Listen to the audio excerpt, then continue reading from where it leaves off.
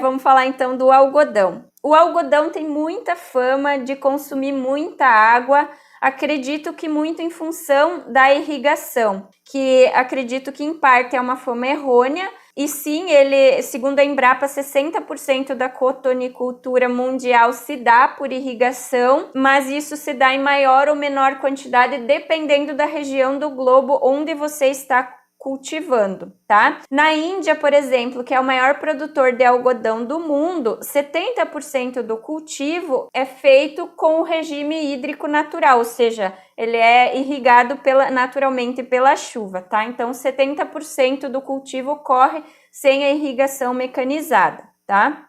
Então, na Índia, que é o maior produtor global. O Brasil tem dados que ele é o quinto e tem locais que a informação é que ele é o quarto maior produtor do mundo. Mas na safra 2017 e 2018, no informativo da Embrapa, eu encontrei que ele estava como o quinto maior produtor do mundo. E como a Embrapa é uma entidade mais confiável do que a outra informação que eu li, então prefiro falar aqui dessa informação da Embrapa. Então, o Brasil é o quinto maior produtor do mundo e o segundo maior exportador de algodão. Só que a nossa área irrigada é de apenas 8% da área de cultivo irrigável. Então, a gente tem uma área total de cultivo que corresponde a 17% da área agricultável do país, ou seja, da área que é totalmente ocupada por agricultura no país. 17% da área é com cultivo de algodão. Mas nem toda essa área, esses 17%, é irrigável, né? Então, você precisa ter condições que proporcionem a irrigação. Mas da área irrigável, apenas 8% é de fato irrigada. Do total, é em torno de 4,5% da área cultivada com algodão. Então, o nosso algodão usa muito pouco irrigação e se vale muito do regime de chuvas natural do país. E aí vocês vão dizer, bom, o nosso país ele é muito abençoado com chuvas, né? É um dos armazéns de água do mundo, então a gente tem os dois dos maiores aquíferos, né? O aquífero Guarani aqui no sul e sob a Amazônia também tem um aquífero gigante.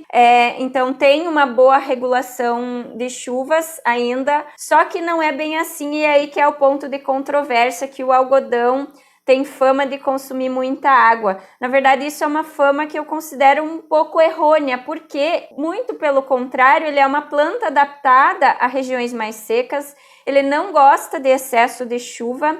Solos muito encharcados prejudicam a raiz, porque a raiz do algodoeiro ela gosta de um solo mais oxigenado, então um solo encharcado vai prejudicar a raiz pela falta de oxigênio. Além disso, o excesso de chuva faz com que a planta cresça muito vegetativamente, ou seja, ela cresça em tamanho, muita folha, muito galho e menos frutificação, ou seja, torna a planta menos produtiva, que é o que interessa, é a pluma, a fibra em si. Então, torna essa planta menos produtiva. Então, o algodão, ele precisa de um aporte hídrico maior no plantio, para que aquela semente germine, e depois na fase de floração. Assim que as maçãs abriram, quanto menos chuva, melhor, porque aí a chuva está prejudicando aquela pluma. Inclusive, ele não é das culturas que mais necessitam de água, tá? Então, ele tem essa fama, acredito que muito por causa da irrigação, aí desse dado que 60% da cotonicultura mundial é feita por irrigação, mas o algodão indiano, que é onde tem a maior produção, 70% do cultivo é sem irrigação, e aqui no Brasil, a gente tem um cenário muito bom onde apenas 8% da área irrigável é de fato irrigada e do total de cultivo em torno de 4,5%, que foi a informação que eu encontrei, é irrigada.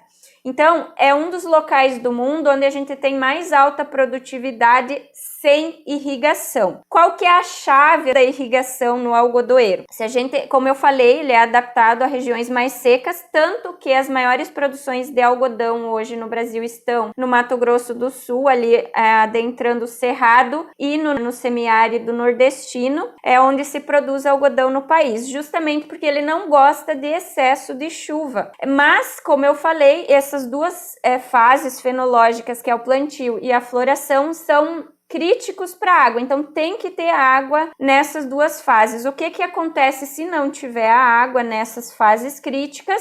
a gente vai perder a produtividade. Então, a informação que eu tenho também da Embrapa é que um cultivo no semiárido, por exemplo, a gente tem aí os algodões coloridos orgânicos, são 5 cultivares orgânicas que foram desenvolvidas pela Embrapa Algodão, que são produzidos na Paraíba, né? Adaptados ao semiárido e tal. Quando você produz sem a irrigação, a gente tem uma produtividade média, isso é um dado específico da safra 2013 e 2014, tá? Uma média de 603 quilos por hectare, enquanto que áreas cultivadas com irrigação, a média foi de 3.930 quilos, sendo que nessas áreas é possível se alcançar, então, produtividades médias de até 6.000 quilos por hectare. Então, a questão da irrigação, ela é importante para ganhar em produtividade. Eu não estou aqui nem defendendo a irrigação, e nem dizendo que o cultivo sem irrigação é ruim, mas a importância da irrigação é em questão da produtividade. Então, vocês pensem que se essa irrigação não macula a qualidade da água e não prejudica o regime hídrico de onde ela foi coletada, se essa gestão for muito bem feita, ou seja, essa captação de água para irrigação não prejudicar o local ali onde é feita a captação, seja um rio, um reservatório artificial, então não influenciar aquele regime hídrico que possa prejudicar a biodiversidade associada a ele, e essa irrigação não macula a qualidade dessa água, então pensando em cultivo orgânico onde você não usa agrotóxicos, de certa forma o impacto dessa irrigação é pequeno e com uma pequena área você consegue produzir uma grande quantidade. Então pensa que se a tua produtividade sem a irrigação é de 600 quilos, é quase 7 vezes menos do que com irrigação. Então, para cada hectare irrigado, você precisa de 7 hectares não irrigados para cultivar esse algodão. Então, você pode estar usando água, mas você está sendo menos eficiente em uso da terra. Então, é uma linha sutil aí de equilíbrio de qual é o maior impacto, usar mais terra e não usar água, não usar irrigação, ou usar menos terra e usar irrigação, tá? Bom, voltando aqui então, e que eu acho que faz muito parte da fama que o algodão consome muita água, é que em outros países, que também são grandes produtores, então o Brasil estando aí em quinto, o primeiro é a Índia, tem 3 aí no meio, né, que são Estados Unidos, e aí tem a China, Paquistão. Bom, países como China, Austrália não tá entre os 5, mas é um grande produtor, e Israel irriga 100% do algodão que cultiva. A Austrália irriga 95% e a China irriga 80%, tá? Do algodão que ela cultiva. Então, pensando em impacto sobre o uso de água, depende muito como o país faz essa gestão do uso da água, se é uma gestão eficiente, depende como é essa produção, se ela macula essa água, e depende do país onde você está. Então, no Brasil, isso definitivamente não é uma problemática. O algodão produzido aqui, em sua maioria, é bem adaptado à condição climática e produz bem. Então, a gente tem a maior produtividade não irrigada do algodão, tá? Mas só esses valores absolutos de necessidade hídrica, eles são suficientes, como eu falei, para tirar conclusões se uma cultura, um cultivo é mais ecológico, mais sustentável, para eu escolher ou não essa fibra? Então, como eu falei, isso depende de onde você está cultivando, vai ou não precisar de irrigação, essa irrigação é bem manejada, mal manejada. Se a irrigação for bem conduzida, passou por um licenciamento, observou todas essas questões que eu falei lá no início, é uma coisa. Mas eu trouxe aqui um exemplo bem drástico, bem ruim, que é um caso bem específico do desaparecimento do Mar de Aral na Ásia Central. É uma das maiores catástrofes provocadas pelo homem no mundo e talvez isso tenha também contribuído para essa fama do algodão ser um grande consumidor de água, porque para estimular o cultivo de algodão nessa região, as políticas públicas aí de irrigação, elas foram muito agressivas, implementadas pelos soviéticos e transformaram 90% do que costumava ser o 4º maior lago do mundo em deserto.